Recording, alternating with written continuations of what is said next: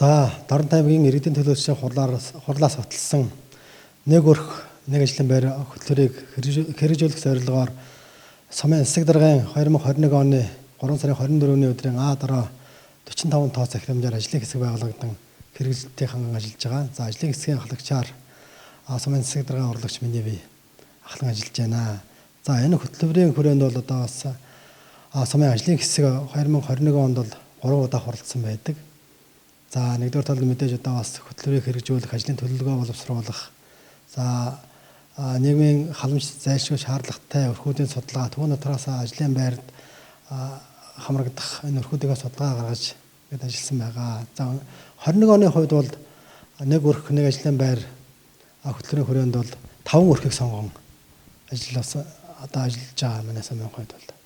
За, 5 өрх маань ямараас аль үйлчлэгээ эрхэлж одоо танахаас дэмжлэг авсан бэ? За, 5 өрхийг бол одоо төсөв албан байгууллагын дарга эрхлэгчтэй бас хамтран ажилласны хүчинд бол одоо өнөөдрийн байдлаар 4 өрх нь төрийн үйлчилгээний байгууллагад үйлчилгээний ажилтнаар одоо ажлын байраа хангагдаад байнгын ажлын байраа хангагдаад ажиллаж байгаа. За, нэг өрхийн хувьд сонгогдсон нэг өрхийн хувьд бол бас өөрсдийн хүслээр бол хуваараа хөдөлмөр эрхлээд ер нь одоо бас боломжийн байна. Тийм учраас одоо нийгмийн халамж буюу талаанаас бас татгалзъя гэдэг хүслээр татгалзсан байж байгаа.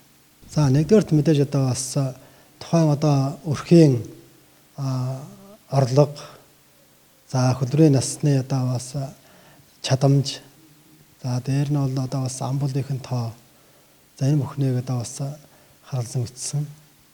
За, тэгээ ерөнхийдөө бол өмнө нь бас мэрэгчлэлтэй одоо зайлшгүй шаарддаг ажилтай ийм хүмүүсийг бол бид нар сургалтаар дадлагж болж одоо бас богино зайны сургалтанд хамруулснаар үйлчилгээний албан тушаалдаа бас томилогдсон ингээд ажиллаж байгаа. Өнөөдрийн байдлаар бас тодорхой хэмжээгээр амжиргаа нь дээшлээд ингээд явж байгаа. За, энэ бол зөвхөн одоо бид нар жил болгоно нэг 5 өрхөөр хязгаарлахгүй гэж бодож байгаа. За, яг 21 он 5 өрх байсан бол 22 онд ерөнхийдөө бас орон нутгатаа ялангуяа энэ одоо ажиллаа хийгээд орон нутгад сумандаа ажиллах боломж нөхцлөөр нь одоо хангах. Цаашлаад одоо бас энэ тусам манд үйлчлэг явуулж байгаа Стабголд уулуурхан компанитай бас ярилцаж өвшөө олон хүнийг одоо бас хамруулах юм зорилготой л ажиллаж байна.